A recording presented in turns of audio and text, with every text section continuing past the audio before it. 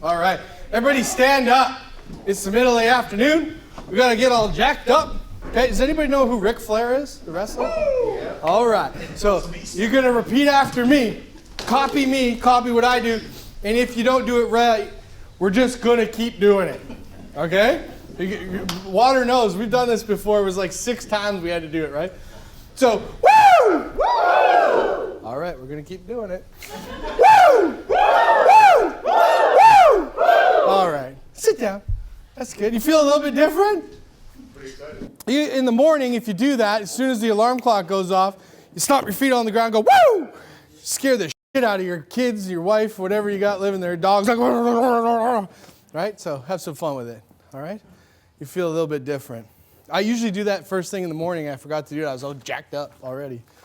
So, now my throat hurts. All right. So, last step in the sales timeline is create a customer for life. Create a customer for life. How are we going to do it? How are we going to do it? We're going to do it first and foremost by giving a rock star delivery. See, I get it. I understand. Deliveries aren't sexy. They're not fun, right? We're all like drug addicts, okay? Sales is the drug, okay? I sold a car. What happens when you sell a car? You want more, right? I need more. I need more. And after a few days, has anybody ever gone into sales withdrawal? Not selling a car? Are you irritable? Are you like angry at the world? Right? We're drug addicts for sales, okay? Deliveries stop us from getting the next drug, baby. I need another hit. And deliveries stop us. But which part is the most exciting for a customer? Yeah, was the negotiation really that fun for them? No. Was the test drive fun? Could have been. But picking up their car is the most. So you need to give a rock star delivery. You got to imagine that this is their favorite rock star in the world and they're picking up their car. Would you go head over heels and over and above for them, yes or no? Yes, you would. So this is where you create that customer for life. This is where you get them like, oh my God, this person really spent some time with me, got me re-engaged and excited on the car, showed me everything, made sure I was comfortable. So I know it's not sexy and I know it's not fun, right? But it is the most important part to develop this customer for life. And if you do that, you'll sell a whole bunch of cars. They'll send you repeats. They'll repeat business with you. They'll send you referrals. They'll tell everyone. They're not telling everybody about your negotiation skills. You should have seen Nick, man. You got to go see my guy. He's an amazing negotiator. They're not saying that. You guys go see Nick. Well, when we went there, we picked up the car. He had a little toy for my kids so we can go through the vehicle. He had an iPad ready for them to play some games, watch a Paw Patrol while we went over the vehicle together. He had flowers for my wife, such a big deal, and he made us feel really, really special.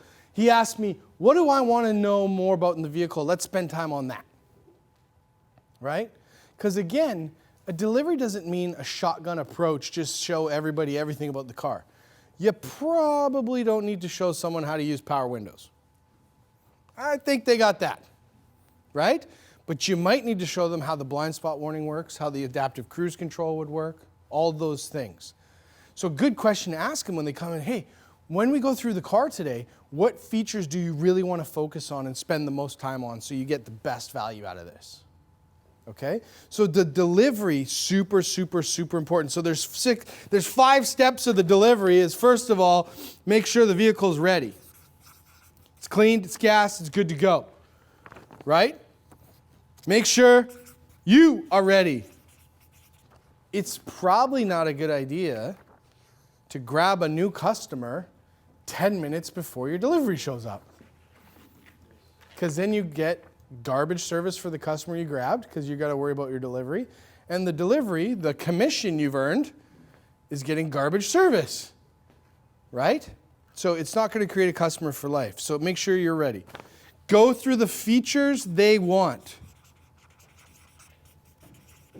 They want to know more about. Go through those features. This one, if you want to be ultra successful in car sales, book the first service for them and make sure they always service with your dealership. It's not enough, right? It's not enough that you have a service department following up and you think that they're going to service with us. What happens to your customer if they start servicing at a different dealership? Do you know what happens to them? Eventually, they're going to get marketed to. We do lots of private sales, and one of the lists we always grab is people who serviced with us but didn't buy from us. Right? And those are great lists to grab. The other dealerships are doing the exact same thing. So it starts by booking the first service and then always making sure they service with you throughout your follow-up process. You notice, oh, they don't have a service appointment, they haven't been in a while. I can get these people back in because I don't want them to defect. Take a role in that. Take responsibility for that. Don't let service and someone in a BDC somewhere do that for you. It's your customer. Take ownership. Okay? And then turn them over to a manager for a final goodbye.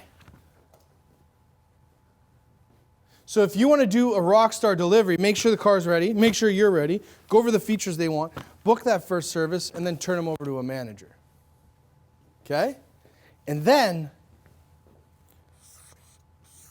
follow up forever. I think if I was to start selling cars on the floor today, I sell 10 to 20 cars, 30 cars, whatever. My first month, let's say first month I sell 10 cars. The next month I have how many calls to make to my sold customers? 10. Me personally, I would call my customer the first year of their car every month. Every month, I'd call them. Hey, Tyler, this is my monthly call, man. How's it going? Good. Hey, obviously COVID, but where's the first place you're looking forward to traveling when COVID's done? Italy, whatever. Spain, Italy, perfect. I just building that relationship. I call them every month. Hey, man, my monthly call. I'm bored here at work, and I have no friends, so thanks for being one of mine. How's the car? Great. Everything's good. Perfect. Awesome. You have a service appointment in next month. Is that right? Yeah, that's right. Okay, perfect. I'll see you then. I'll have the coffee ready. We're good to go. I'll make sure I'm available. Okay? I call them next month. I say, hey, man, brother, I think we need to go to counseling. And you're like, what? Yeah, I think we need to go see a relationship counselor or something. Because, most of my customers that I've sold cars to are sending me like a lot of referrals, brother. And you haven't sent me any. So you know a lot of people. I know you do. I stalked you on Facebook. I know you do. You haven't sent me anybody. Buddy, you got to send me someone. You know so many people. I want to help them. Come on, let me help them. Let me help your people. Now, if you are calling every single month building a relationship, can you say that? Can you joke around, have a little bit of fun? Yeah. The script we used to teach, and I can't remember if it was Joe Verdi taught it. He was like, how many drivers in your family? How many vehicles? Of the drivers, who's next? Well, isn't that a stupid script if I know you? Don't I know how many drivers are in your family? Don't I know how many vehicles you have? Right? So to me, it's more about a relationship. Hey, man, you haven't sent me any referrals. Buddy, I need your help. I'm trying to hit a sales target this month. You know so many people. If you know anybody looking for a car, please send them my way, okay? Fair? Boom. Next month, I might call you. Hey, Tyler, here's the deal. I got this peach of a truck in, and I know you have friends that were always looking for trucks. So before it goes away, it's a 2-year-old with only 40K, and it's mint. I mean, you can't find these trucks right now. Do you know anybody looking for a truck? Yeah, I do. Right? He might say no, he doesn't. But I know someone looking for a car or a van or an SUV. Okay? So in the first year, I would follow up with them every single month. At the end of the year, if I sold 120 calls, that's 120 calls on month 13 that I have to make.